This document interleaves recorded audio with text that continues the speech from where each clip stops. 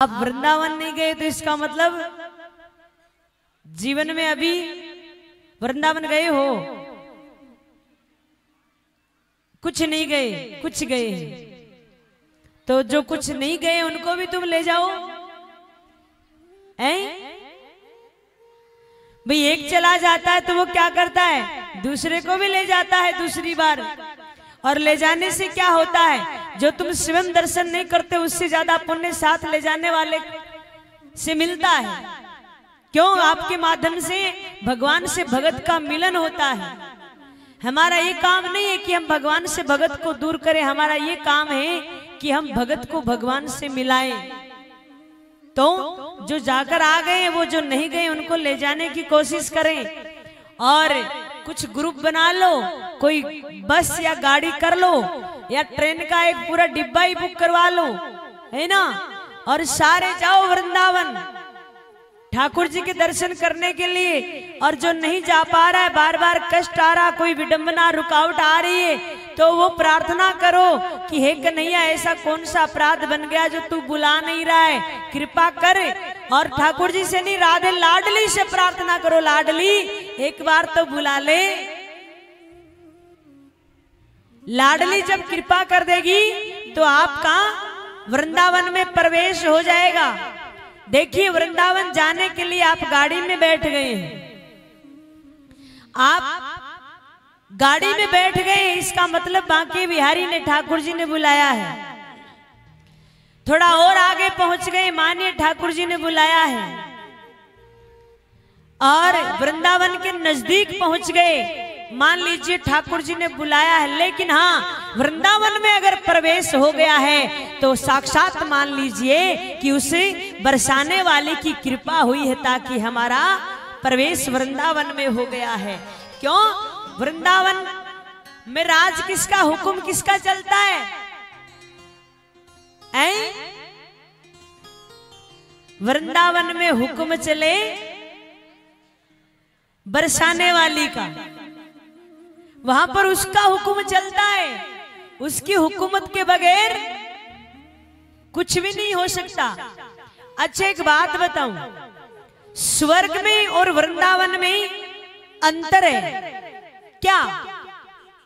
स्वर्ग जाओगे तो दर्शन करोगे, मां लक्ष्मी भगवान के चरण दबा रही है, ठीक है। लेकिन वृंदावन जाओगे तो दर्शन करोगे कि हमारे ठाकुर जी ही लाडली के चरण दबा रहे हैं। इतना फर्क है। लाडली जी की कृपा के बगैर आप वृंदावन नहीं जा सकते। और तो और क्या बताऊं, मैं अपने ही घर की घटना बताऊं।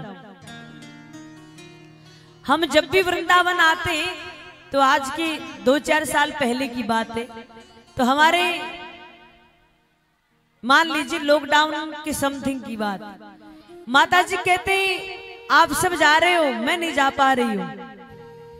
एक दिन मेरे से बोले आप मेरे को ले जाते नहीं हो, कोई ना कोई बहाना बनाकर रख ही जाते हो यहाँ। तो हमने हाथ जोड़कर एक ही प्रार्थना करी कि माता जी हम तो ले जाने के लिए तैयार हैं, लेकिन मैं ले जाने वाली नहीं हूं, अगर बुलाने वाली है तो वो लाडली है। अच्छा एक दिन क्या हुआ, कोई बस जा रही थी, माताजी को पता चला ये बस वृंदावन जा रही है। तो माताजी वो बस वाले जो जितने भी यात्री थे और जो ड्राइवर था उनको कहा भैया तू इंतजार करना, तुम कहा वृंदावन जा रहे हो? बोला हाँ मैं आ रही हूँ, अभी कपड़े लेकर आ रही हूँ। और जैसे हमारी माताजी वस्त्र लेकर पहुंची अपनी बैग, वो बस वहां से गायब। अब हमारी माताजी ने फोन किया कि ऐसे ऐसे आज घटना हुई, मैं तो बड़ी खुश हुई कि बस आ गई, चलो वृंदावन पहुंचूंगी। और जैसे ही आई और ज्यादा समय भी नहीं लगाया, मात्र 5 मिनट लगाई, वो बस गायब हो गई, न जाने कहां चली गई। मैंने एक ही बात कही, माताजी अगर वृंदावन पहुंचना है तो लाडली से प्रार्थना करो, वो पहुंचाने वाली है। ना मेरी ताकत है और ना आप में इतना सामर्थ्य है, बुलाएगी तो वो लाडली बुलाएगी। और आपको हकीकत बताऊं, जब कृपा हुई तो ऐसी कृपा हुई कि हमारी माताजी ब्रज 84 की पता नहीं 3-4 बार परिक्रमा कर चुके हैं। और ये मानो कि 1-2 महीने से वो वृंदावन आए ही रहते हैं।